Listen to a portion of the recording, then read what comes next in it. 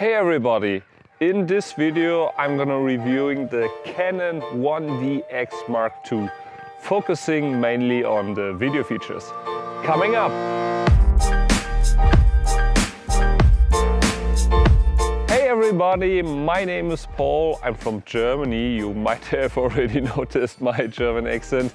Anyway, in this channel I'm focusing on tech reviews as well as filmmaking, so if you are interested in that, consider subscribe. In today's video I'm gonna reviewing the Canon 1DX Mark II, which is now my new main camera. I'm owning this camera since about 1 month now, and I've already shot 2 travel videos with it and a bunch of other content. And since I'm a professional cinematographer, I will mainly focus on the video features on this camera. But I can right away tell you the photo function on this camera is amazing as well. It is a phenomenal photo camera.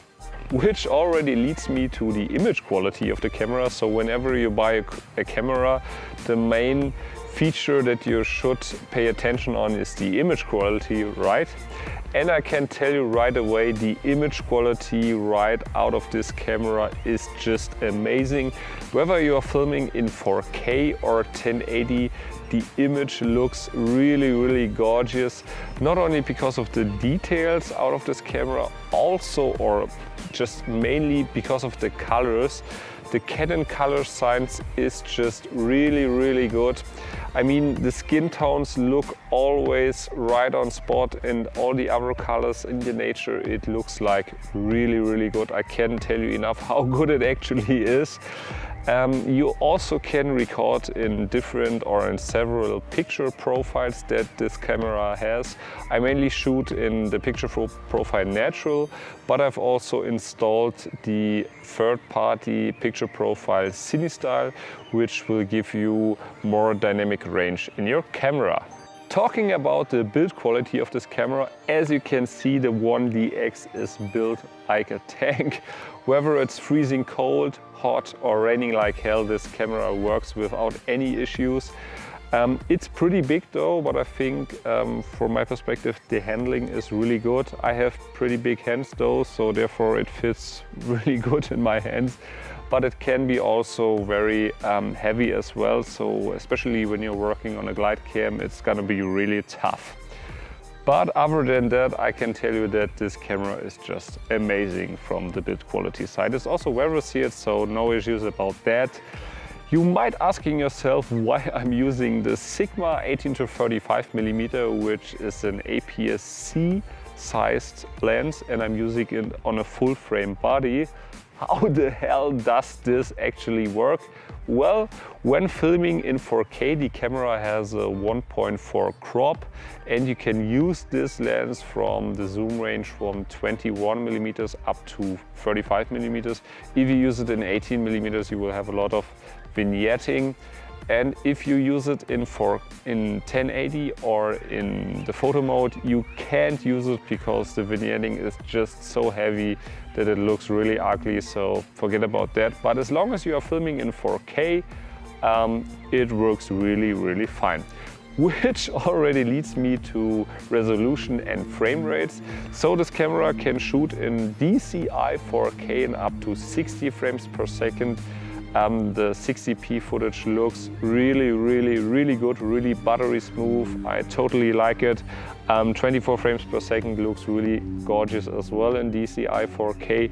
And in 1080 we can shoot in super slow motion, which is 120 frames per second, and that looks really smooth as well.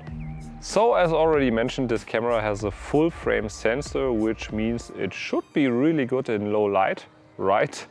Well, it's definitely better than my previous camera, the GH5S, and the ISO performance is pretty well, so 1600 or 3200 without any issues. You can use it up to ISO 6400, I think.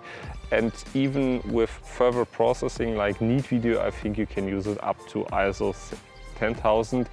But it is not better than the Panasonic GH5S or even the Fujifilm X-H1, which I've reviewed a couple weeks ago. I think you can find the video right here or just in the description below.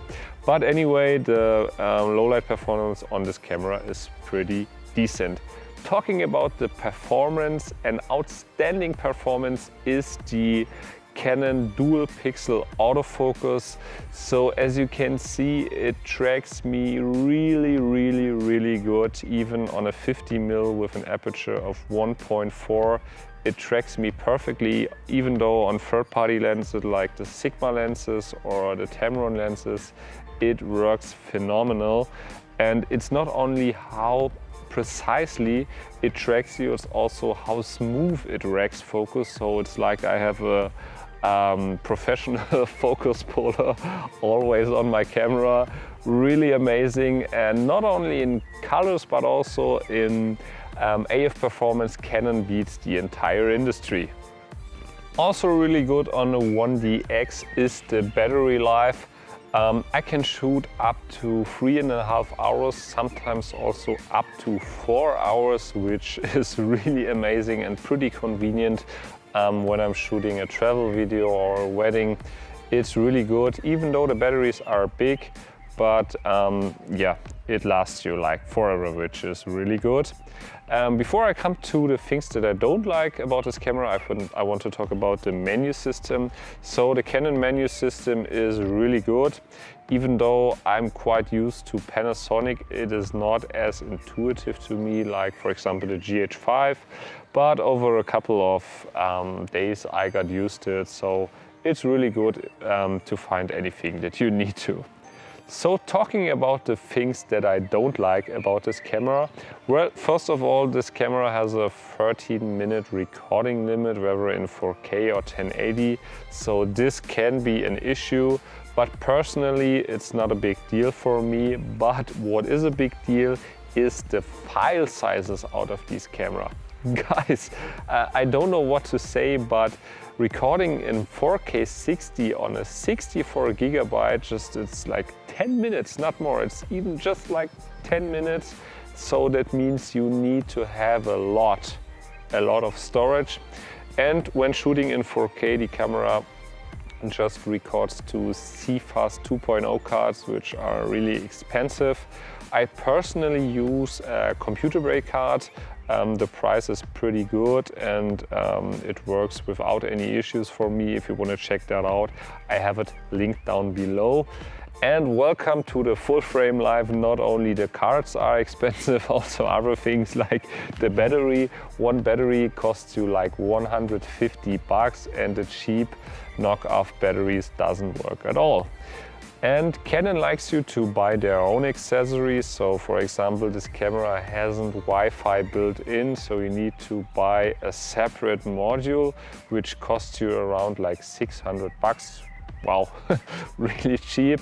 And unfortunately, it also hasn't a built-in intervalometer, so you can't shoot time lapses right away. So guys, to wrap it up, I think the Canon 1DX Mark II is an amazing video camera as well as a photo camera. It shoots beautiful video, shoots beautiful photos, it has great colors, great autofocus, it's built like a tank, it works under even hardest conditions. But on the other hand, joining the full frame community can be really pricey as well. Not only the camera itself is really expensive, also each accessory has a fairly high price. But on the other hand, I think this camera is worth its money. As I've already said, video quality is great, video autofocus is unique on this camera.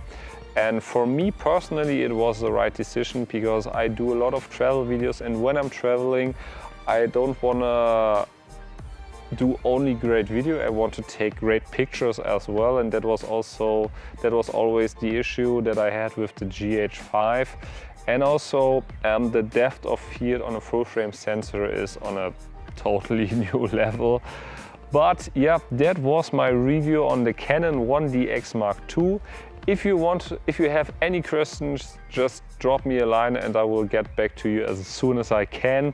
And yeah guys, thanks for watching. I hope you guys enjoyed it. If you did so, please hit the thumbs up button below and consider subscribe if you haven't already. And I see you guys in my very next video. Cheers!